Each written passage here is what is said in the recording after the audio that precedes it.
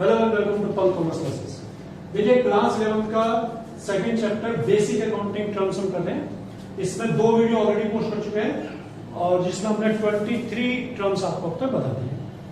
आज हम third video और लास्ट वीडियो है इस टॉपिक का, ये करेंगे जिसमें हम बाकी के 17 आइटम्स और हैं उनको कवर करेंगे। तो देखिए एक एक करके क्लियर करते हैं क्या क्या है।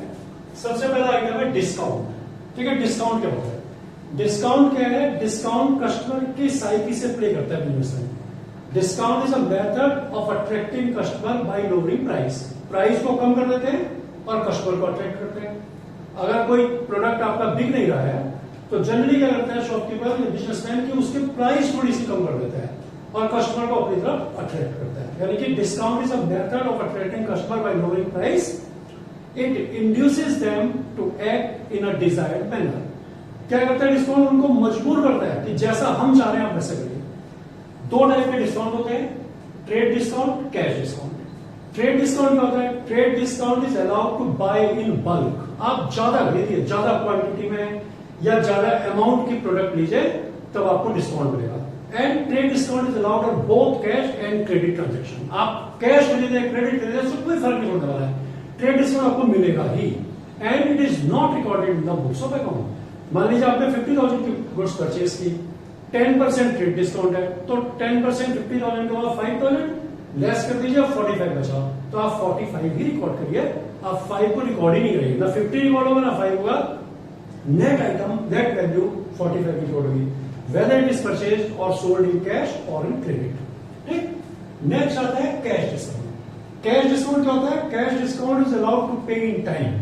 प्रॉम्प्ट पेमेंट के लिए मिलता है, टाइमली पेमेंट के लिए। आपको कहा जाएगा कि आप विद इन 2 डेज 3 डेज ऐसे कुछ टाइम पीरियड देंगे कि इस टाइम फ्रेम के अंदर अगर आप पेमेंट कर देते हैं तो आपको कैश डिस्काउंट दिया जाएगा। इससे कस्टमर को जल्दी पेमेंट करने के लिए एक मोटिवेशन मिलता है कि मुझे जल्दी पेमेंट कर देना चाहिए। ठीक है, दूसरा इसको रिकॉर्ड किया जाता है। अब देखिए जैसे आपने 50,000 की गुड्स परचेज की या सेल की तो 10% अगर कैश डिस्काउंट है तो हो गया 5,000। तो आपको 50 भी रिकॉर्ड करना है, 5 भी रिकॉर्ड करना है, 45 भी रिकॉर्ड करना है। सपोज हमने 50,000 की गुड्स परचेज की तो आप एंट्री करेंगे purchases account debit to cash account to discount account. Complete treatment इसका अगर आपने देखना है तो जर्नल एंट्री फेज 2 में आप देख सकते हैं, प्लेलिस्ट में जाकर के जर्नल एंट्री फेज 2 उसमें पूरा कंप्लीट ट्रीटमेंट अकाउंटिंग ट्रीटमेंट वगैरह सब बता रखा है इसका। तो फिलहाल यहां तो टर्म समझा रहे क्या होती है। ठीक, next is books of account. Books of account क्या होती है? जर्नल, लेजर, ये सब चीजें होती हैं बुक्स ऑफ अकाउंट होती है। Journal and ledger used for recording business transaction. Journal में और लेजर में जो बिजनेस ट्रांजैक्शंस यूज होते हैं, रिकॉर्ड होते हैं, उनको कहा जाता है अकाउंट की बुक्स। ठीक है, छोटा बिजनेस है तो वो लगभग अपने सारे ट्रांजेक्शन जर्नल रिकॉर्ड कर देता है। बड़ा बिजनेस है तो वो उसको सब डिवाइड कर देता है, जिनको सब्सिडियरी बुक्स होते हैं तो और भी टाइप के लेजर्स बनते हैं। तो इसमें से journal and ledgers used for recording business transactions are called books of account. Entry क्या होती है? देखिए business transaction of financial nature, ये बार बार आ रहा है financial nature. Business transaction of financial nature यानी फाइनेंशियल नेचर ऐसा ट्रांजैक्शन जो मार्केट में सेल हो चुके हो सके तो उसको बिजनेस ट्रांजैक्शन बोलते हैं। When business transactions are recorded in the books of account they are called entry. ठीक, बिजनेस ट्रांजैक्शन में रिकॉर्डेड इन अकाउंट बुक्स, जब बिजनेस ट्रांजैक्शन अकाउंट बुक में रिकॉर्ड हो जाता है तो वह एंट्री बन जाता है। एंट्री बन के ही रिकॉर्ड होता है, तो इसमें रिकॉर्ड हो गया एंट्री बन गई। तो देखिए डेबिट, डेबिट क्या होता है? किसी भी अकाउंट में left hand side of an account is called debit. हर एक अकाउंट की लेफ्ट हैंड साइड डेबिट होती है। अब डेबिट में रिकॉर्ड क्या होता है? तो देखिए आपकी जो 3 रूल है बिजनेस के, जो जर्नल एंट्रीज को रिकॉर्ड करने के जो 3 रूल है गोल्डन रूल्स ऑफ अकाउंट, उनको याद कीजिए। Debit the receiver, debit what comes in, debit on expenses and losses. यानी कि क्या कहेंगे इसको कि in an account left hand side of in an account left hand side is called debit. हर एक अकाउंट में लेफ्ट हैंड साइड डेबिट होती है। Receiver item comes into business and expenses and losses are debited in account. यानी कि किसी person ने अगर कुछ रिसीव किया है तो उसको अकाउंट के लेफ्ट हैंड साइड में रिकॉर्ड किया जाएगा। अगर बिजनेस में कुछ आया है तो that is also recorded on the left hand side of account. और अगर एक्सपेंसेस एंड लॉसेस है तो उनको भी लेफ्ट हैंड साइड में यानी कि डेबिट साइड में अकाउंट के रिकॉर्ड किया जाता है, डेबिट लेते हैं। Credit, right hand side of an account is called credit. किसी भी अकाउंट की राइट हैंड साइड को क्रेडिट कहते हैं। अब क्रेडिट में क्या आएगा, तो उन्हीं रूल्स का दूसरा पार्ट ले लीजिए आप। जैसे डेबिट द रिसीवर तो क्रेडिट द गिवर, तो giver goes out from business और इनकम एंड गेन्स, ये सब क्रेडिट होते हैं। तो ये all these things are credited in an account, इनको क्रेडिट कर देते हैं, यानी कि राइट हैंड साइड पे लिख देते हैं। तो ये डेबिट क्रेडिट का इसका टर्म का मतलब है। Right hand side of an account is called credit, giver item going out from business and income and gains are credited in account. इन चीजों का वहां पर रिकॉर्ड किया जाता है क्रेडिट साइड में। प्रोप्राइटर, देखिए आप बिजनेस करते हैं तो बिजनेस में आपको कई फैक्टर्स होते हैं प्रोडक्शन के जिनको कंबाइन करना होता है। तो बेसिकली 4 फैक्टर्स ऑफ प्रोडक्शन माने गए हैं, लैंड, लेबरर्स, कैपिटल, एंटरप्रेन्योर। ये 4 फैक्टर। मैनेजमेंट भी एक फैक्टर बनता है, लेकिन वाइडली अक्लेम फैक्टर भी नहीं है, उसको उतना ज्यादा रिकॉग्नाइज नहीं जाता है, वाइडली रिकॉग्नाइज फैक्टर नहीं है मैनेजमेंट, इसलिए 4 ही बोला जाता है, लैंड, लेबर, कैपिटल, एंटरप्रेन्योर। तो एंटरप्रेन्योर यानी कि ओनर यानी कि प्रोप्राइटर, ये वो बिजनेस का ओनर होता है, प्रोप्राइटर, जो इन सभी फैक्टर को एक प्लेस पर इकट्ठा करता है और उनके हेल्प से गुड्स एंड सर्विसेज प्रोड्यूस करता है, बेचता है और सारा रिस्क उठाता है। तो proprietor owner of the business who combines all factors of production and bear all risk is known as proprietor। यानी कि बिजनेस का ओनर, बिजनेस का मालिक, जो सभी फैक्टर्स ऑफ प्रोडक्शन को एक जगह पर कंबाइन करता है, उनकी हेल्प से प्रोडक्शन करता है और सारा रिस्क बियर करता है, उसको प्रोप्राइटर कहते हैं। अब रिसीवेबल्स क्या होता है, देखिए बिजनेस अगर करना है तो ऐसा तो नहीं हो सकता ना कि आप केवल कैश में बिजनेस करना है, आपको क्रेडिट में भी करना पड़ेगा, आपको क्रेडिट में सेल करना पड़ेगा गुड्स एंड सर्विसेज का, आपको परचेसिंग भी करनी पड़ती है क्रेडिट में। तो अब सेल अगर आप क्रेडिट पे करते हैं तो क्या होगा कि जिन लोगों को आपने क्रेडिट में सेल करा वो लोग आपको पैसा देंगे बाद में, तो वो अमाउंट जो उन्होंने आपको देना है, दिया नहीं अभी, दैट इज कॉल्ड रिसीवेबल्स।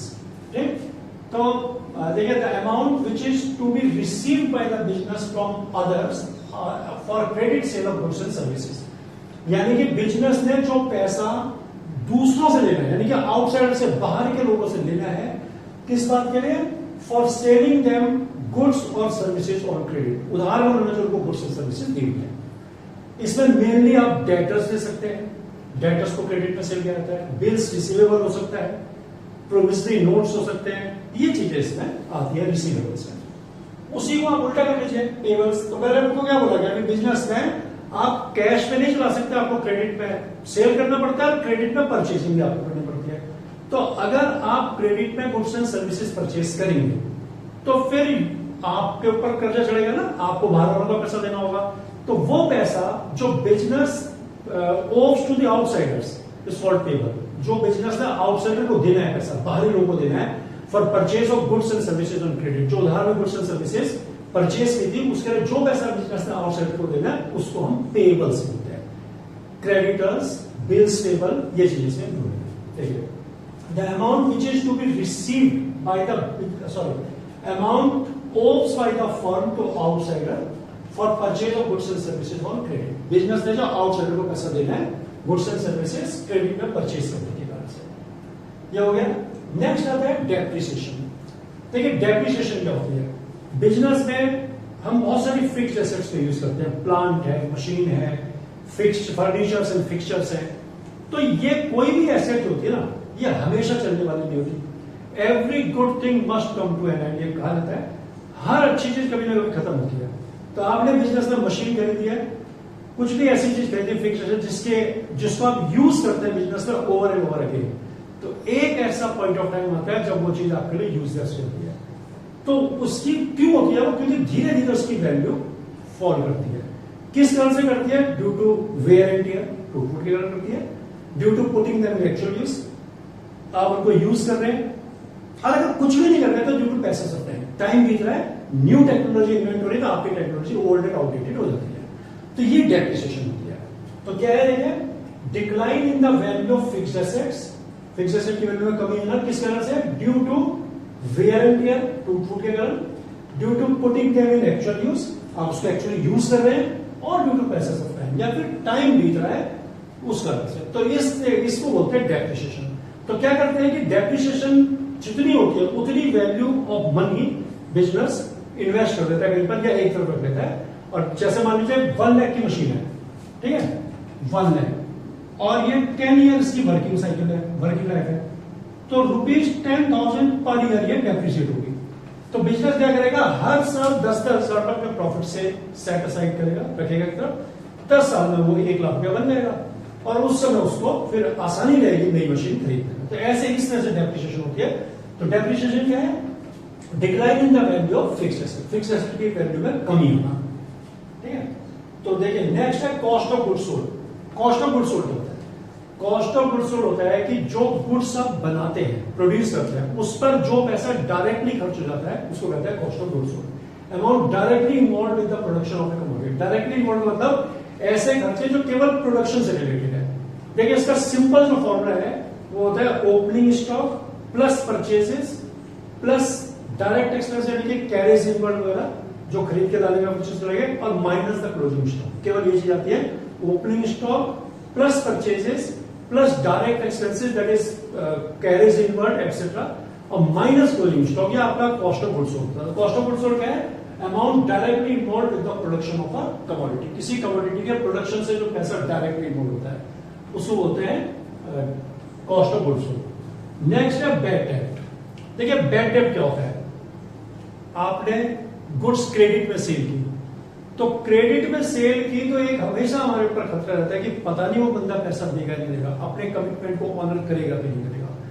तो अगर वो बंदा जिसको हमने क्रेडिट में सेल किया है पैसा नहीं दे पाता है हमको due to shortage of funds, उसके पास पैसा है नहीं किसी कारण से, या उसकी नियत खराब है, कुछ भी है रीजन, वो हमें पैसा नहीं देता है, तो that amount is called bad डेब्ट। उसको बिजनेस को, तो बैड डेब्ट को बिजनेस को राइट ऑफ करना होता है।